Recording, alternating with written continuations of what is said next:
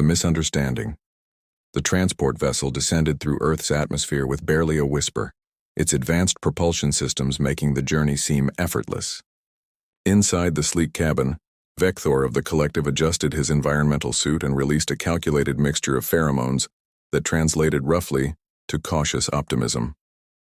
His four sensory stalks swiveled independently, taking in the unfamiliar sight of the blue and green planet below.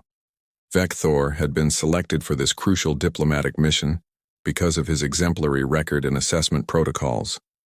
Over his 3 centuries of service, he had evaluated 47 emerging civilizations, recommending 23 for inclusion in the collective and 24 for observation status. His decisions had never been questioned. His methodology was flawless, based purely on measurable criteria and logical analysis. This mission to Earth would be his 48th evaluation. The collective itself was an alliance of 137 species, each contributing their unique strengths to the greater whole. They shared technology, resources, and knowledge. They resolved conflicts through reasoned debate and mathematical proof. They had eliminated war, poverty, and inefficiency from their member worlds. It was a perfect society, and Vector took pride in being one of its gatekeepers. The landing pad materialized beneath them, positioned on the outskirts of what humans called Geneva. Vector had studied the preliminary reports during his 6-month journey. Humans were a young species, barely 200,000 years old, who had only achieved spaceflight in the last century. They communicated primarily through vibrations in the air, which their primitive auditory organs translated into meaning. It seemed remarkably inefficient compared to the collective's chemical language, which could convey complex emotional states and layered meanings in a single molecular signature. As the transport doors opened, Vector was greeted by a delegation of humans. They stood in a neat line, their faces arranged in what the database indicated was a welcoming expression.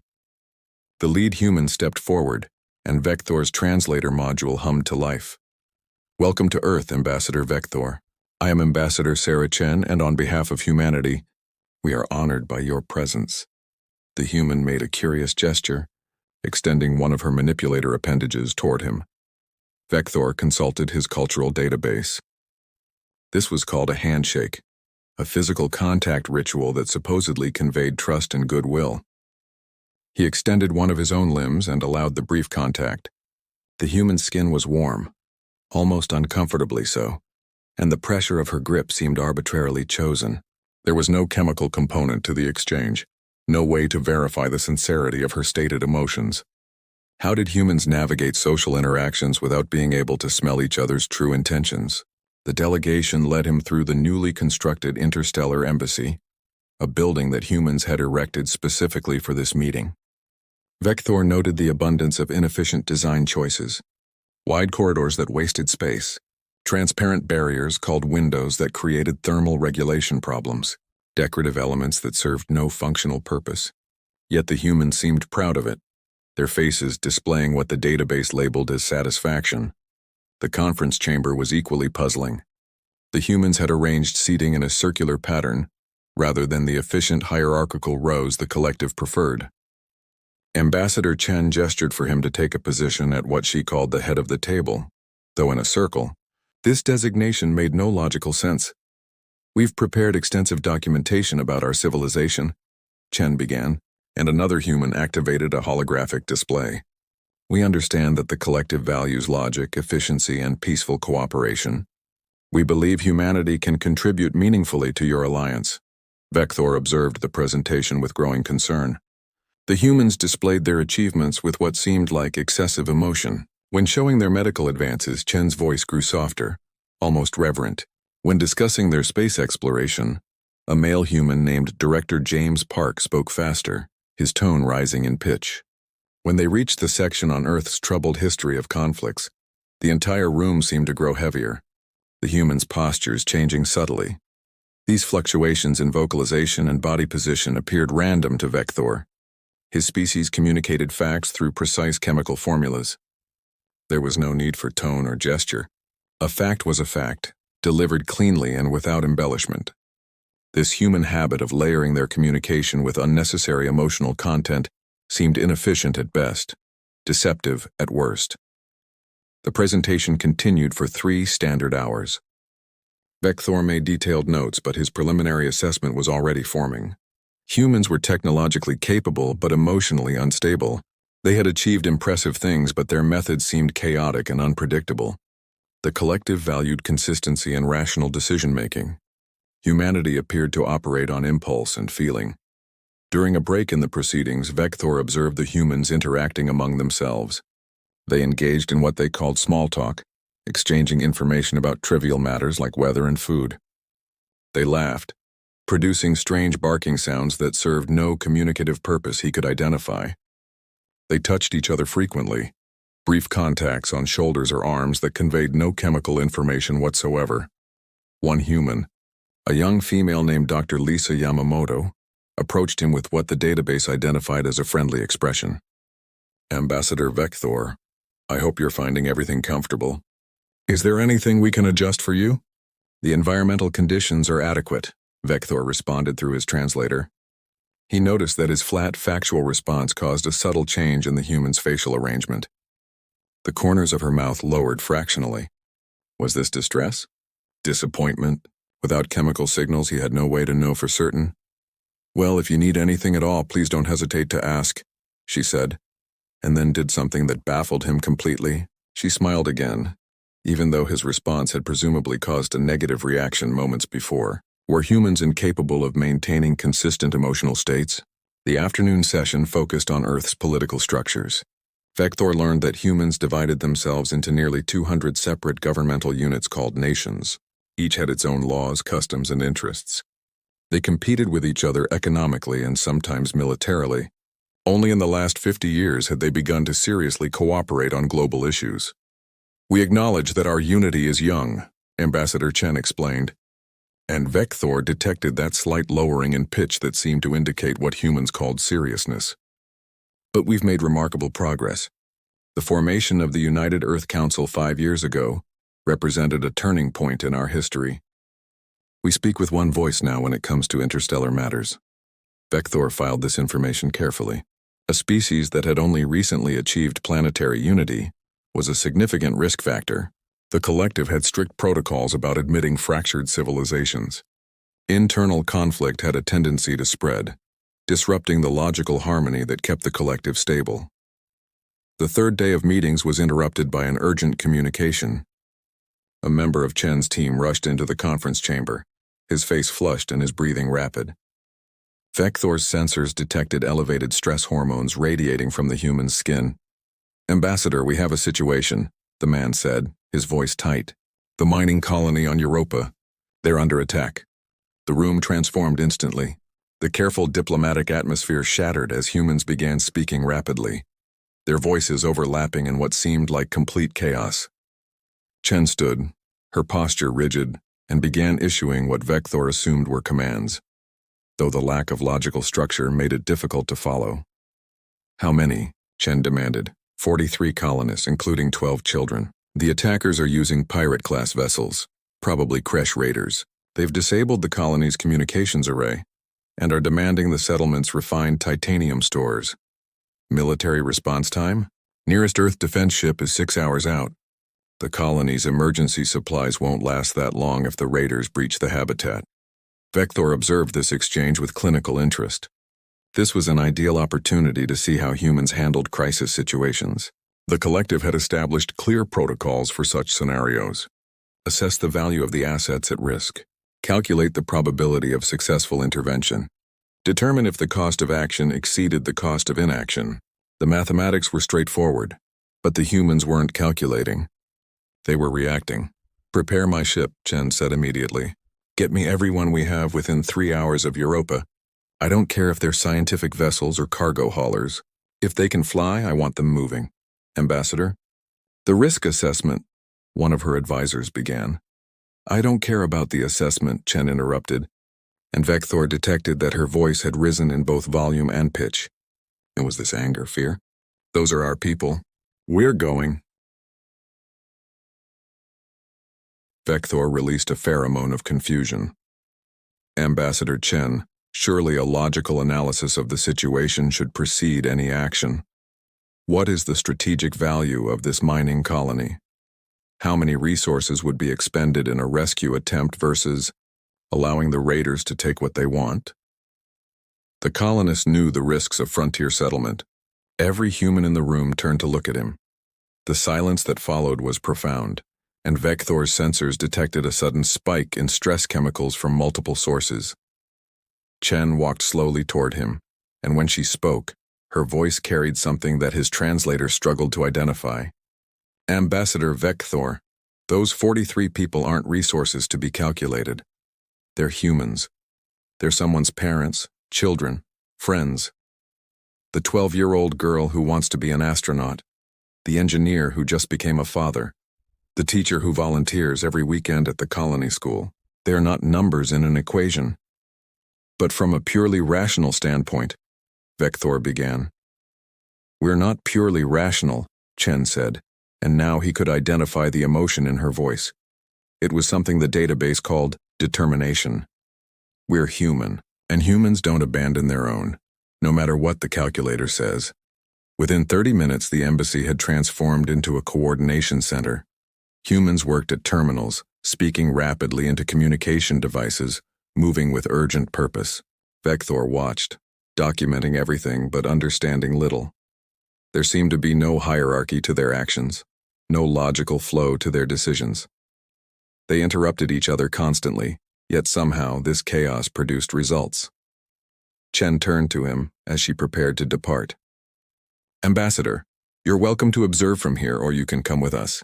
Either way, we're leaving in 10 minutes. Vector calculated quickly. Observing a human crisis response firsthand would provide valuable data for his report. I will accompany you, he decided. The human's face rearranged itself into that expression the database called a smile, though Vector suspected there was more complexity to it than simple pleasure. Then let's go save some lives. As they boarded the response vessel, Vector began composing his preliminary report in his mind. He would document the humans' emotional volatility, their irrational attachment to individuals over collective efficiency, their tendency to make decisions based on feelings rather than facts. These were clear indicators that humanity was not ready for the collective. They were too emotional, too unpredictable, too human. The rescue mission would only confirm what Vector already knew. Humanity would receive his recommendation for observation status, not membership. They needed perhaps another 1,000 years of evolution before they could think clearly enough to join the collective's perfect logical society. The ship accelerated toward Jupiter, and Vector settled into his observation station, confident in his assessment. He had seen enough to know that emotion was humanity's fatal flaw.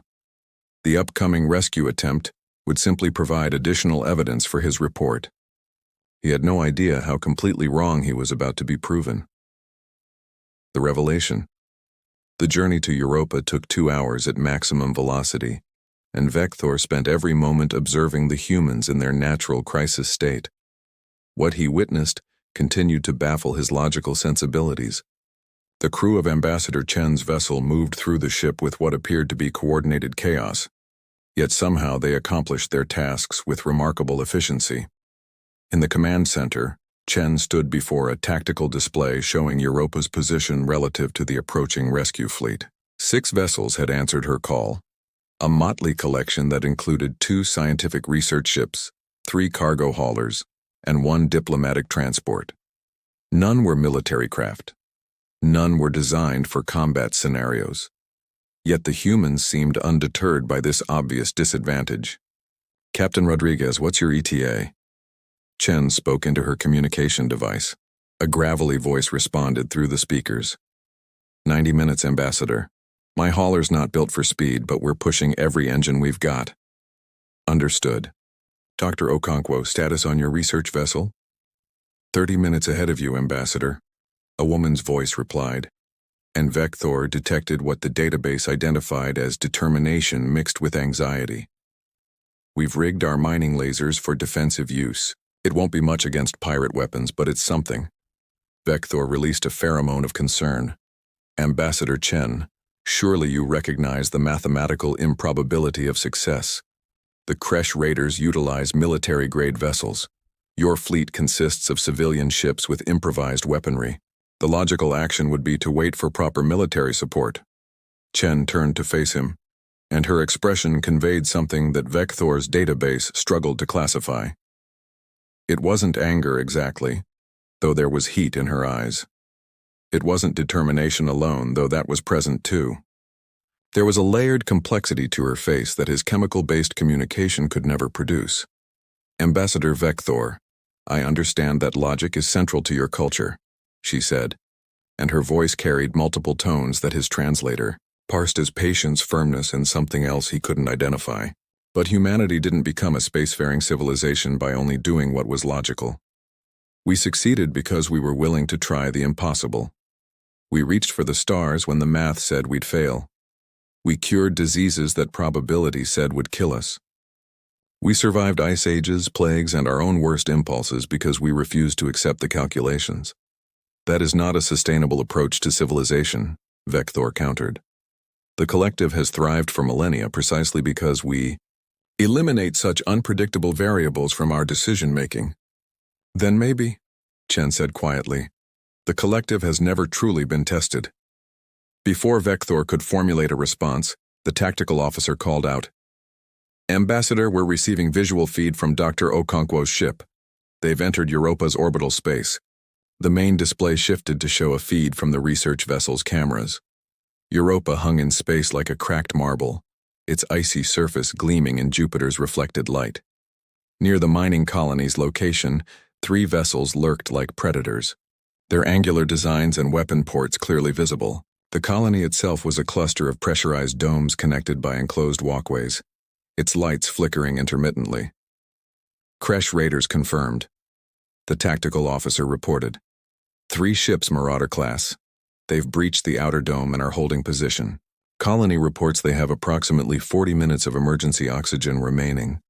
Vector calculated rapidly. Dr. Okonkwo's ship would arrive in the combat zone with no support for at least another hour. The logical action was obvious. The research vessel should maintain distance and await reinforcements, he stated. 1 civilian ship cannot engage 3 military vessels. The probability of survival is less than 8%. "Dr. Okonkwo," Chen said, ignoring Vector's analysis completely. "Do not engage directly. I repeat, do not engage. Buy us time however you can, but keep your crew safe." "Understood, Ambassador," came the response. But Vector detected a tremor in the woman's voice that his database identified as fear. Yet despite this fear, the research vessel continued its approach toward overwhelming odds. What happened next would fundamentally challenge everything Vector believed about logical civilization. Dr. Okonkwo's ship didn't attack. Instead, it broadcast on all frequencies, and Vector heard her voice ring out across the void. "Attention Kresh vessels. This is Dr. Amara Okonkwo of the Earth research vessel Curiosity. I'm a scientist, not a soldier, and my ship has no military capabilities worth mentioning." Vector released a pheromone of confusion. Why would the human announce her weakness to her enemies? "But I want you to know something," Dr. Okonkwo continued, and now her voice carried a strength that seemed to contradict her stated fear. "Those people in that colony, they're under human protection, and you need to understand what that means, because humans don't calculate whether saving our people is worth the cost. We don't measure lives against resources. When you threaten our people, you don't face our weapons first. You face something far more dangerous. You face our absolute refusal to abandon each other." One of the Kresh vessels rotated to face the research ship, its weapon ports glowing with charging energy. Vector's sensors detected the power buildup. The raider was preparing to fire. "Dr. Okonkwo, evasive action," Chen shouted. But the research vessel held its position. "I'm between them and the colony now," Dr. Okonkwo reported, her voice steady, despite what must have been terrifying circumstances. "If they want to shoot, they'll have to go through me first. And that gives you time, Ambassador. That gives those families down there a chance." The Kresh vessel fired, but not a killing shot. A warning burst streaked past the research ship's hull, close enough that the proximity alarms must have been screaming. Yet Dr. Okonkwo didn't retreat. 11 minutes until Captain Rodriguez arrives, the tactical officer reported. 23 until we're in range. Vector watched, his analytical mind struggling to process what he was witnessing. Dr. Okonkwo was deliberately placing herself in danger, reducing her own survival probability to nearly zero, for the sake of strangers she'd never met. The mathematics made no sense. The logic was absent.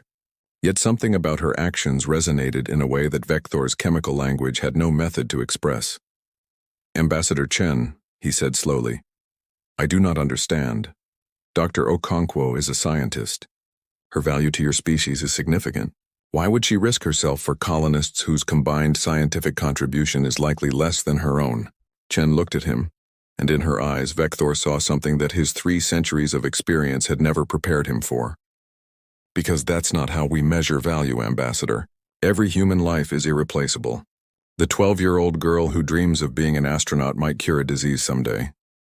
The new father might raise a child who changes our civilization. The teacher might inspire a future generation. Or maybe they won't do any of those things. Maybe they'll just live quiet, ordinary lives. And that's enough. That's more than enough, because they're human and they matter." Captain Rodriguez's cargo hauler appeared on the sensors, followed by 2 more civilian vessels. The makeshift fleet was assembling, each ship taking position around Dr. Okonkwo's vessel, creating a barrier between the raiders and the colony. None of them had military weapons. None of them had proper shields. But they came anyway. The communication channels filled with human voices, and Vector's translator worked overtime to process the overlapping conversations. What emerged was not chaos as he had initially thought, but something far more complex. The humans were coordinating through layers of meaning that went far beyond their words. "Rodriguez here. My hauler's got reinforced hull plating. I'll take point. Okonkwo, if you can angle your mining lasers at 15 degrees, you can cover Rodriguez's weak point. Chen, what if we use the cargo containers as obstacles? Force them to navigate through debris? Good thinking. Rodriguez, can you jettison your titanium load? Already on it, Ambassador. Though the accounting department is going to kill me." And beneath the tactical planning, Vector detected something else. Brief exchanges that served no logical purpose. "Rodriguez, how's your daughter? Still planning that wedding?" "Next spring, Okonkwo. You're invited, by the way. Assuming we survive this. We'll survive. Humans always do." These fragments of personal connection, woven between life and death decisions, seemed wasteful. Yet Vector observed that each exchange strengthened something intangible in the humans' coordination. They weren't just working together. They were trusting each other. And that trust was built on foundations that logic alone could never construct. The Kresh raiders, faced with an unexpected wall of civilian vessels, adjusted their formation. Vector's tactical analysis suggested they were preparing for a coordinated strike that would overwhelm the humans' improvised defense. The mathematics were clear. The humans would fail. But then Ambassador Chen did something that defied every protocol Vector knew. She opened a direct channel to the Kresh commander and spoke not with threats or demands, but with a story. "Kresh vessel, I want to tell you about a human named Marcus Chen. He was my great-grandfather, and he fought in Earth's last major conflict before we achieved unity. His unit was trapped behind enemy lines, outnumbered, outgunned, and out of options. The logical thing was to surrender. They'd be prisoners, but they'd live." Chen's voice carried across the void, and even the raiders seemed to pause, perhaps curious about this strange human behavior. But Marcus and his unit had a problem. Between them and safety was a field hospital full of wounded civilians. If they surrendered, the advancing army would reach that hospital. So they didn't surrender. 17 soldiers held off an army of 300 for 8 hours. Only 5 of them survived. But those civilians lived. Every single one of them. Vector calculated frantically. The story made no logical sense as a negotiating tactic. Yet something in Chen's voice, that multi-layered human communication that carried meaning beyond words, seemed to fill the space between the ships. "I'm telling you this," Chen continued, "because I'm Marcus's descendant. I have his blood, his history, and his absolute refusal to abandon people who need protection. And every human in this fleet has their own Marcus Chen story. We're a species that runs toward danger when others need saving. We're a species that refuses to calculate whether heroism is logical. So you need to understand something very clearly. We're not going to let you hurt those colonists. You can destroy every ship in this fleet and we'll still come. Because that's who we are. The silence that followed stretched for exactly 37 seconds. Vector counted them, his mind racing through scenarios and calculations, none of which predicted what happened next. The Kresh vessels withdrew. They didn't negotiate. They didn't demand payment. They simply disengaged from the colony, rotated their ships and activated their jump drives. Within moments they were gone, leaving behind a fleet of battered civilian vessels and one very confused alien diplomat. All ships. Status report, Chen commanded, and her voice now carried that emotion the database called relief. Curiosity here were intact. A few scorch marks, but nothing serious. Rodriguez reporting. My hauler's seen worse. Let's get down to that colony and check on our people. The rescue operation that followed was chaotic, efficient, emotional, and entirely illogical by collective standards. Humans from different vessels worked together seamlessly, their communication flowing through multiple channels simultaneously. They spoke with words, but also with facial expressions that conveyed encouragement, hand gestures that signaled understanding, and even brief touches that seemed to transfer strength from one person to another. Vector accompanied Chen to the colony's main dome, where the rescued colonists waited. What he witnessed there would become the central focus of his revised report. A young human female, the 12-year-old girl Chen had mentioned, ran to Dr. Okonkwo and embraced her fiercely. No words were exchanged. No logical information was transferred. Yet through that simple physical contact, something profound occurred. The child's stress chemicals decreased dramatically. Her respiratory rate stabilized. And Dr. Okonkwo, despite her own exhaustion, released chemicals that Vector's database identified as a mixture of relief, joy, and fierce protectiveness. A male colonist, his face lined with age and worry, approached Captain Rodriguez and simply placed a hand on the older man's shoulder. "Thank you for coming," he said quietly. "My grandson was born here 3 months ago. You saved his life today." Rodriguez's expression shifted through several configurations before settling on something that combined sadness and satisfaction. "We're human," he said simply, as if that explained everything. And perhaps Vector was beginning to realize it did. As the rescue efforts continued, a young soldier from Chen's security detail found Vector observing from the periphery. The human was named Marcus, a coincidence that Vector noted with interest, and he carried equipment to the colony's medical center. "Quite a day, huh?" Marcus said, pausing beside Vector. His face bore the marks of stress, but also something the database labeled as satisfaction. "I do not understand," Vector admitted, a statement he had made rarely in his 3 centuries of service. The logical action was to wait for military support. Your fleet was inadequate for the task, yet you succeeded. Marcus set down his equipment and considered the question with an expression that suggested deep thought. "You know what courage is, Ambassador? It's not the absence of fear. It's being absolutely terrified and doing what needs to be done anyway." Dr. Okonkwo was scared out of her mind out there. I could see it in her voice. But she flew toward those raiders because people needed help. But the probability of success was irrelevant, Marcus interrupted gently. Because some things are more important than probability. Look, I get that your people operate on pure logic. That probably works great for a lot of things. But humans? We're messy. We feel too much. We care too much. We refuse to accept the calculations when they tell us to abandon our own. Marcus picked up his equipment again, preparing to continue his work. You know what the funny thing is? That's not our weakness. That's our strength. Because when the universe throws impossible situations at us, we don't calculate our way out. We feel our way through. We care our way forward. And somehow that works. Over the next several hours, as the colony was secured and the rescued humans received care, Vector observed interactions that his cultural database could label, but not truly explain. He watched parents reunite with children, the embrace lasting far longer than any information transfer required. He saw colonists offering their limited food supplies to the rescue crews, illogical given their own resource constraints.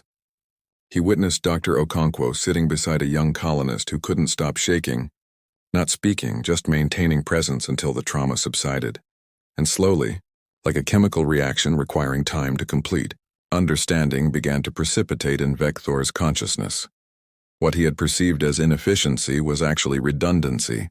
multiple communication channels ensuring nothing important was lost. What he had labeled as emotional instability was actually adaptability, the ability to shift strategies based on rapidly changing circumstances. What he had dismissed as illogical attachment was actually the foundation of human strength, an unbreakable commitment to collective survival that transcended individual calculation. The collective communicated through chemicals precise and unambiguous, but that precision came at a cost. A pheromone could convey facts, but it couldn't convey the determination in Chen's voice when she refused to abandon the colonists. It couldn't replicate the layered meaning in Dr. Okonkwo's words when she placed herself between danger and innocence. It couldn't express the complex web of trust and history that allowed these humans to coordinate without formal hierarchy. Humans had evolved a communication system that was messy, redundant, and emotionally laden.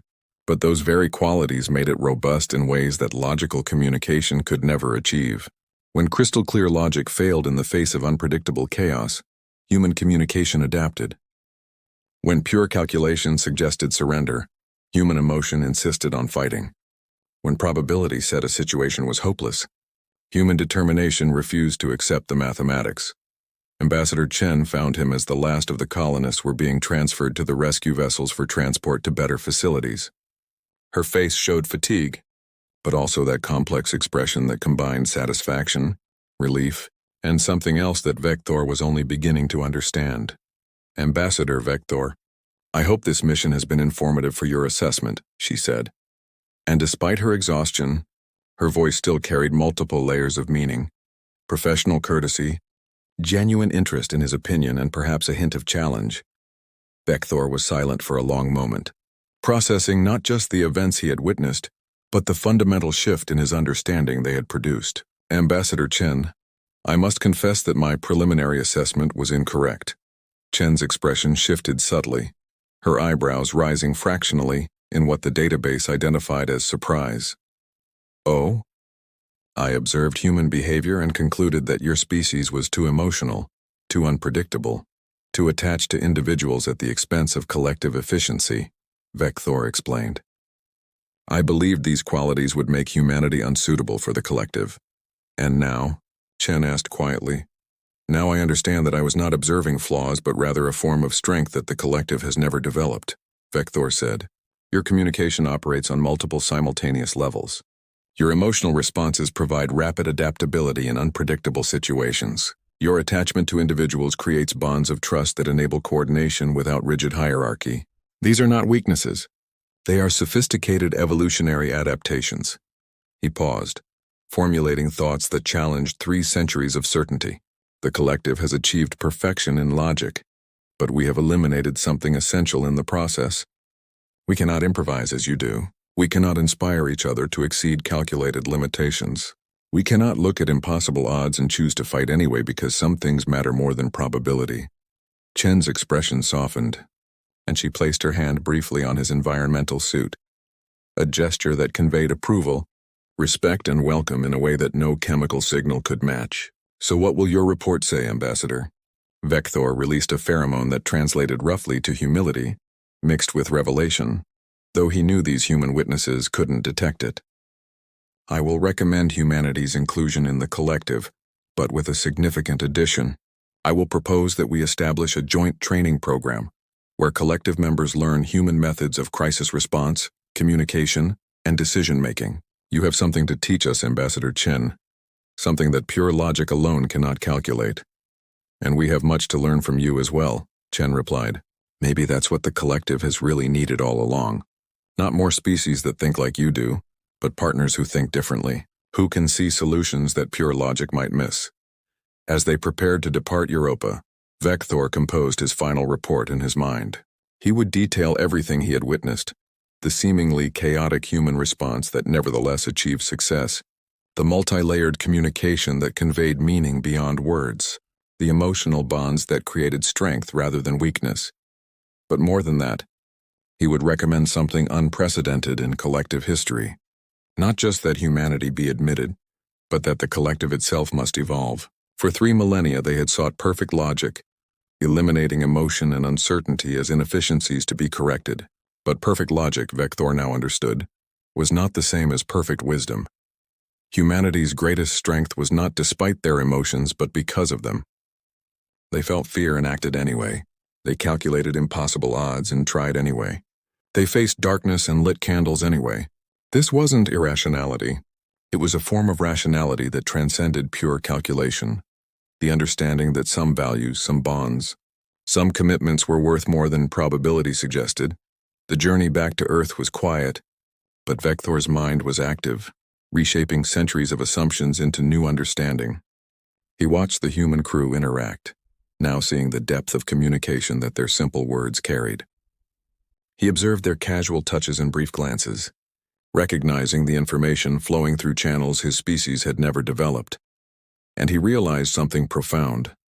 The collective had believed they were bringing civilization to younger species. But perhaps sometimes the younger species had wisdom that ancient logic had forgotten. As Earth grew larger in the viewport, Vector knew his report would change the collective forever. They had spent millennia seeking perfection through pure logic. But humanity had stumbled upon a different kind of perfection, the messy, emotional, unpredictable, and absolutely unbreakable strength of beings who refused to abandon each other. No matter what the calculation said, it wasn't logical. It wasn't efficient. It wasn't what the collective had spent millennia building, but it worked. And sometimes that was all that mattered. The universe, Vector reflected, was far more complex than any chemical formula could express. And perhaps that was exactly as it should be.